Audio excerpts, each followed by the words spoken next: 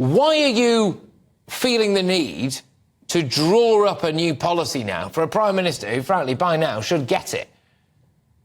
Well, the starting point is that 2019 manifesto, our commitment to reduce immigration from that already quite high position of 226,000 in the year before. We need to bring it down. So clearly, we have to respect democracy, but we have to recognise also the circumstances we've been under since 2019. A whole load of people have come over from Hong Kong. No one expected war in Europe to be one of the big issues of our time. And so there are particular circumstances at the moment, but it's very easy for business and for others to become, in a sense, addicted to cheap labour from overseas. So a group of Conservative MPs are gathering together to actually speak, I think, for so many of our constituents and for so many people around the country, to make it clear to the Prime Minister that whilst you have some voices saying maintain immigration at that level, it does need to come down substantially.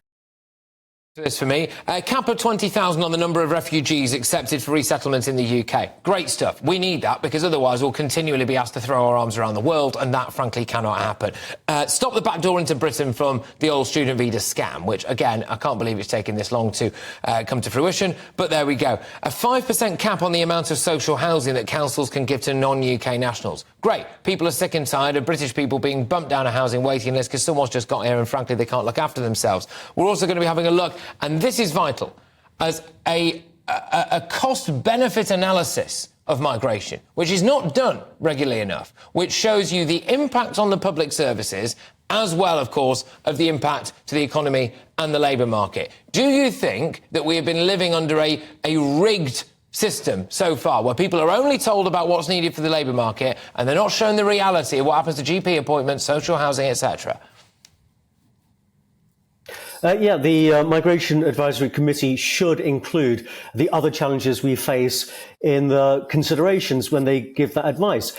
And we know, constituency MPs, whether you're Labour, whether you're Conservative, anyone else, we know for a very long time that having an influx of people puts pressure on services. But that's very rarely recognised by the broader system. And these things, when we're dealing with it, we ought to be raising this with the Prime Minister and with the political establishment more broadly. And actually, I think this is the majority position in the country. I agree. That it's not just about jobs. It's about schools, it's about culture, it's about hospital services, it's about council services. All of these things have more pressure when you have people moving in, and you don't control it if you have these massive surges as we've seen. I think this is the responsible thing to do, is to reduce it, get it under control, because this is what people expect.